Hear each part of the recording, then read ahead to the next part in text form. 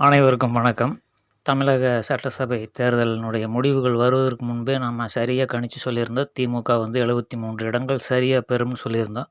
தொகுதிகள் மாறியிருந்தால் கூட அந்த எண்ணிக்கை சரியா நம்ம சொல்லியிருக்கிறதுக்கு என்ன காரணம்னா, வாக்காளனுடைய மனநிலை மட்டுமில்ல, பாரம்பரியமா இருக்கக்கூடிய திராவிட முன்னேற்றக் கழகம், அண்ணா திராவிட முன்னேற்றக் கழகத்தினுடைய வாக்கு சதவீதம் உண்மையான வாக்கு. அவங்க வந்து 60 வயதுக்கு மேற்பட்டவர்கள் வாக்களிப்பவர்கள் தான் இந்த தொகுதிகள 2 கட்சிகளுக்கும் வழங்கியிருக்கிறாங்கங்கிறத முதல்ல தெளிவா புரிஞ்சுக்கணும். இளைஞர்கள், இளைய சமுதாயம் தான் விஜய் பக்கம் சாய்ந்திருக்கிறாங்க. அவர்களுக்கு வந்து இந்த புது அனுபவங்கள் எல்லாம் இன்னும் இல்ல. எம்ஜிஆர் காலத்தில எப்படி ஏற்பட்டதோ, அதே போல தான் இப்போ விஜய் காலத்தில ஏற்பட்டிருக்குங்கிறத தெளிவா புரிஞ்சுக்கணும். அடுத்து நம்ம சேனல வந்து யாருமே சப்ஸ்கிரைப் பண்ணல, ஷேர் பண்ணல. இத ஷேர் பண்ணா தான் உண்மையான நிலவரம் நம்ம கரெக்ட்டா கணிச்சிருக்கிறோங்கிறது மக்களுக்கு தெரியும். வெறும் 100 பேர், 200 பேர் தான் பார்த்துருக்குறாங்க. ஆனா நம்முடைய கணிப்பு வந்து இப்படி முடக்கப்பட்டு வெளி உலகத்துக்கு தெரியாம போயிடுதுங்கிறத புரிஞ்சுக்கிட்டு கொஞ்சம் ஷேர் பண்ணுங்கன்ட்டு கேட்டுக்கிறேன். அதேபோல அண்ணா திராவிட முன்னேற்றக் கழகத்திலேருந்து சி.வி. சண்முகம், எஸ்.பி. வேலுமணி போன்றவர்கள் த.வ.க.வுக்கு ஆதரவு கொடுக்க விரும்புகிறாங்க அப்படிங்கிறது நம்ம 2 நாளைக்கு முன்பே நம்ம சொல்லியிருந்தோம். அதாவது கட்டுச்சோத்துல இருக்கிற எலிகள் மாரி 4 கட்சி கூப்பிட்டு 2, 1, 5, 3ன்னு சேர்த்தனோம்னா, அது மூட்டைய அவுத்தோனே இந்த பக்கம், அந்த பக்கம் முட்டிட்டு ஓடிடுதுன்னா ஆட்சி கவுந்து போயிரும். இது போன்ற ஒரு முட்டாள்தனமான செயல்கள செய்யக்கூடாதுன்னு தான் நம்ம பெரும்பான்மையை பெற்றிருக்கக்கூடிய ஏற்கனவே அனுபவமுள்ள கட்சி, அனுபவமுள்ள கட்சியை சேர்த்துட்டோம்னா, நிர்வாகத்தில சில திறமையான செயல்கள செய்ய முடியுங்கிறதுக்காக நம்ம அண்ணா திராவிட முன்னேற்றக் கழகத்தோட கூட்டணி சேரணும்னு சொல்லியிருந்தோம். சென்ற வீடியோக்கள் நீங்க பார்த்துருப்பீங்க. இது வந்து சரியான முடிவு தான்.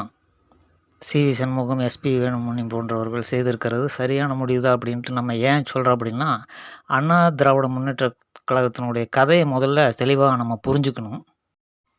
முதலமைச்சரா இருந்து தான் நாட்டுக்கு நன்மை செய்யணுங்கிற அவசியமே இல்ல. ஏன்னா முதலமைச்சர்ங்கிறது ஒரு ரப்பர் ஸ்டாம்புங்கிறத இதுவரைக்கும் கட்சி தலைவர்களே புரிஞ்சுக்கல. அதிகாரிகள் தான் ஆட்சி செய்ய போறாங்க அப்படிங்கிறத தெளிவா நம்ம புரிஞ்சுக்கிறோம். மக்கள் அத தெளிவா புரிஞ்சுக்கணும். அத எடப்பாடி பழனிசாமி புரிஞ்சுக்காதனால, முதல் பதவி இல்லைன்னா என்ன ஆகுமோ அப்படின்ட்டுலாம் வந்து இந்த கௌரவ குறைச்சல் இதையெல்லாம் வச்சுட்டு இப்படி ஒரு முடிவ எடுத்து வச்சுக்கிட்டு, குழப்பங்கள உண்டாக்கிட்டு இருக்கிறது கேலி கூத்தா இருக்குது.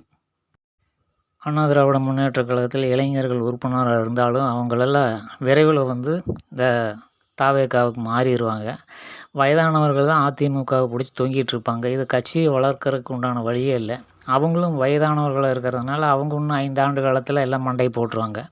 இன்னும் வந்து எண்ணிக்கை வந்து குறைஞ்சிட்டே போகுங்கிறத எடப்பாடி வந்து தெளிவா புரிஞ்சுக்கணும்.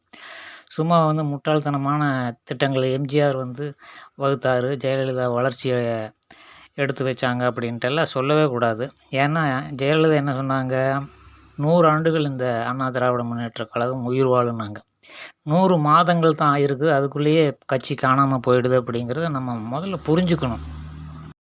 ஜெயலலிதா இறந்த பிறகு ஒரு 3 1/2 ஆண்டு, 4 ஆண்டுகள், அதுபோக இப்போ ஒரு 5 ஆண்டுகள் அண்ணா திராவிட முன்னேற்றக் கழகம் எந்த நிலைமைக்கு கீழ வந்திருக்குதுங்கிறத புரிஞ்சுக்கணும். எம்ஜிஆர், ஜெயலலிதா பெயர சொல்லியெல்லாம் இனி கட்சியை வளர்ப்பது என்பது நடைமுறைக்கு சாத்தியமற்ற செயல் அப்படிங்கிறத புரிஞ்சுக்கணும். ஆட்சியில பங்கு பெற்று அத தொடர்ந்து வளர்ச்சி உண்டான இளைஞர்களுக்கு அந்த நம்பிக்கைய ஊட்டணும். நல்ல ஒரு துணை கட்சியா இருந்து ஆட்சியில அதிகாரம் செய்தாலும், ஒரு நல்ல பெயரை எடுத்து மீண்டும் வந்து அந்த எம்ஜிஆர், ஜெயலலிதாவை நினைவுபடுத்தி அந்த கட்சிய வளர்த்தாலன்றி இது தாங்காது. வீணா போற கட்சியில கடைசியில ஒரு 5 வருஷமாவது அமைச்சர்களா இருந்து அந்த கட்சிய வளர்க்கறக்கு முயற்சி பண்ணலாங்கிறது என்னுடைய கருத்து. இதில மத்தவங்களுடைய கருத்த பத்தி நம்ம சொல்லல. என்னுடைய தனிப்பட்ட கருத்து இதுதான்.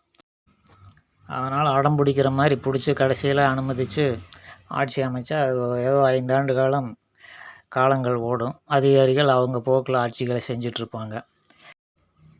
இந்த மற்ற கட்சிகள் கம்யூனிஸ்ட்டு, இந்த விடுதலை சிறுத்தைகள், அப்புறம் என்னென்ன காங்கிரஸ் இது போன்ற கூட்டணி சேர்த்து ஆட்சி அமைச்சா, விஜயனுடைய எண்ணான 108 அதாவது 3 மாசம் தான் ஆட்சி நீடிக்கும். அதுக்கு பிறகு அந்தர் பெல்ட் அடிச்சு திரும்பவும் எலெக்ஷன் வந்ததுன்னா, அண்ணா திராவிட முன்னேற்றக் கழகம் இந்த இப்போ பெற்ற தொகுதியை கூட பெறக்கூடிய வாய்ப்பு இருக்கவே இருக்காது.